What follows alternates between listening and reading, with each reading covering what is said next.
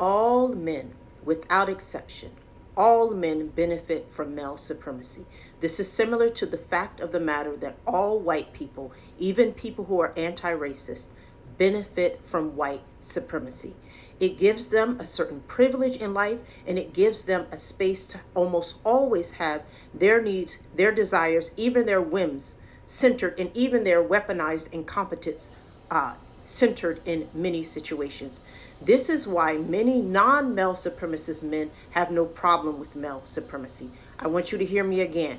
This is why many non-male supremacist men have no problem with male supremacy. You know why? Because they will almost always look like the good guy. They don't hit you. Well, I'm not as bad as this guy. He's broke. Well, I'm a good guy. I don't have to earn any money. I studied the Quran. I'm a good Muslim. I pray in the masjid. Okay? He's emotionally unavailable. Well, at least I'm not calling you names. You see the pattern here? And a lot of us as women, unfortunately, will sign up in marriages with men who use their weaponized incompetence as proof that they're good guys. Why? Because they are reaping the benefits of male supremacy. In the book, Male Supremacy 101, when women are forced to choose marriage or faith, I talk about the difference between male supremacy, which is the Western model of religion, which is man worship, and divine supremacy, which is the Islamic model of religion, where Allah subhanahu wa ta'ala is over men and women, and it is men who have to put forth more effort in pretty much every space, okay? However, what male supremacy does is it centers the male ego. And the fact of the matter is even men who do not agree with male supremacy have no problem with the fringe benefits, because they low-key really believe that their desires and their needs should be centered at all times over a woman's. And this is one thing women need to be very, very careful of.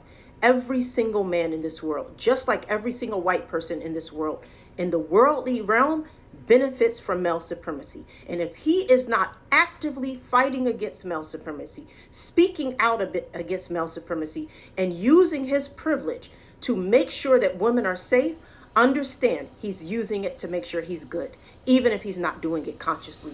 This is why many times it is not good enough to just have a man who's not abusive, who is just not cruel and mean to women.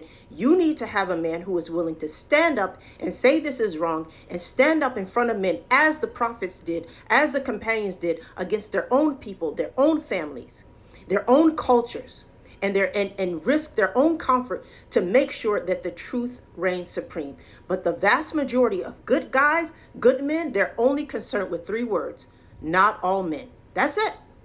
And as long as you know, not all men, which they're implying, I'm one of the good guys, they do not care what happens to you. They do not care what happens to you. They do not care what happens to you.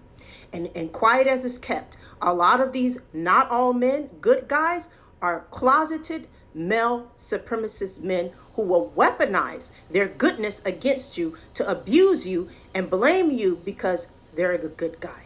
But regardless, even if he is good, whatever that means, because apparently they're all good guys, even the abusers, they claim to be good guys. They all benefit from male supremacy. So if they're not actively fighting against it, they're actively benefiting from it, and they have absolutely no problem with it, and you need to be aware of that. This is why I'm not looking around at it. Like, for example, the people will say, oh, this person has a good husband. This person has a good husband. I make dua for them. But if that man is not speaking out against male supremacy and risking his comfort to make sure that other women are safe besides his wife, then I'm sorry. He is one of the ones who is benefiting from male supremacy and has no problem with it, because he's able to go to sleep at night with the world falling to pieces. As long as he and his wife are good, he's good. That is not Islam.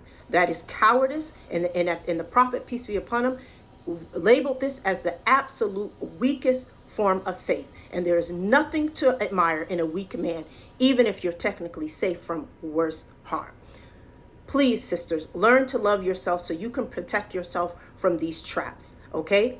Especially of good men who only care about you not thinking they're bad, but they don't care about standing up as good in front of the world, and in a way that Allah subhanahu wa ta'ala would want them to, especially in this day and time.